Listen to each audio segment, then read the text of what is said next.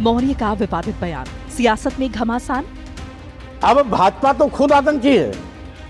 भाजपा से बड़ा आतंकवादी कौन है?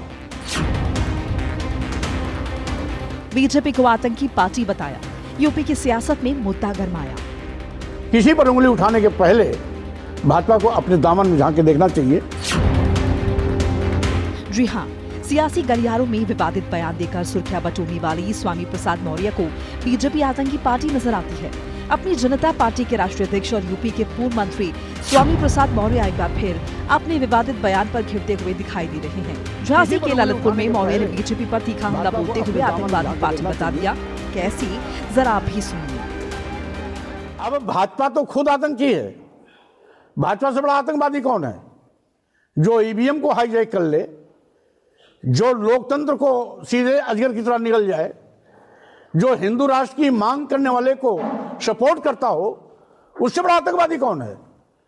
इसलिए किसी पर उंगली उठाने के पहले भाजपा को अपने दामन में झांक के देखना चाहिए कि किस तरीके से उत्तर प्रदेश के और देश की जनता की अनदेखी कर अदानी और अंबानी की तिजोरी भरने में लगी हुई है।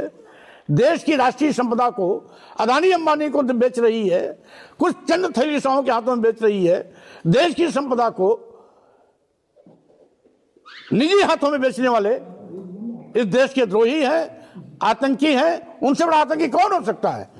जो देश का सौदा करते हो, ईस्ट इंडिया कंपनी की तरह देश को लूट रहे हो और देश की संपत्ति को बेचकर अदानी की तिजोरी भर रहे हो, इनसे बड़ा देश का दुश्मन कौन हो सकता है?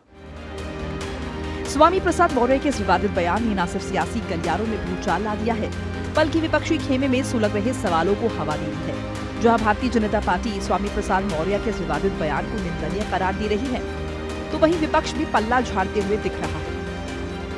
देखिए, जनता से दुत्कारे हुए स्वामी प्रसाद मौर्य बौखला गए।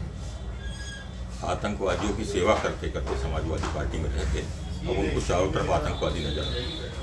उनको समझ में नहीं आ रहा वो क्या कह रहे हैं। और जो भारतीय जनता पार्टी को आतंकवादी कह रहा है, वो अपने गृहमान में जाके अपने भविष्य को देखे, अपने अतीत को देखे। स्वामी प्रसाद मौर्य पूरी तरह से कुंठित हैं, मानसिक रूप से दिवालिया हो चुके हैं। उनको कुछ रास्ता नहीं सूझ रहा। अनाप बयान देकर केवल सुर्खियों में बने रहने का काम स्वामी प्रसाद मौर्य का है। स्वामी प्रसाद मौर्य के बयानों की जितनी निंदा की जाए उतनी कम है।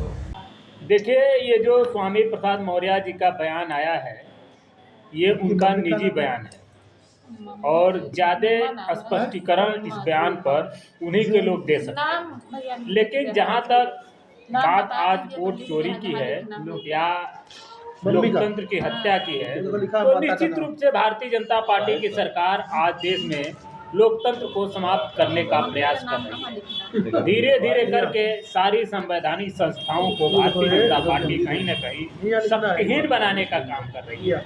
ये संस्थाएं जो है केवल देखने के लिए या नाम मात्र की कहने के लिए रह गई हैं। भाजपा जिस तरह की अति कर रही है, उस पर हमारा भी एतराज है। वो संवैधानिक नहीं है, लोकतांत्रिक नहीं है। जिस तरीके से SIR के जरिए चुनाव आयोग के साथ मिलकर वोट को काटने की, वोट को चोरी करने की कवायद है, वो बहुत दुर्भाग्यपूर्ण है। मगर हम हमेशा इस बात को मानते हैं कि राजनीति में स्वच्छता और भाषाई मर्यादा बनी रहनी चाहिए। मौर्य जी जिस तरह की भाषा का इस्तेमाल कर रहे हैं, हम उसका समर्थन नहीं करते। भाजपा जो कर रही है, हम उसके खिलाफ रोड पर लड़ रहे हैं, हम उसका विरोध करेंगे, मगर भाषाई मर्यादाएं बनी रहनी चाहिए। विवादों के स्वामी मौर्य इससे पहले भी कई विवादित बयान देकर राजनीति के गलियों में बदनाम हो चुके हैं, लेकिन इस बार उनके बयान का समर्थन करने वाला विपक्ष भी गायब है। स्पेशल रिपोर्ट, खबर।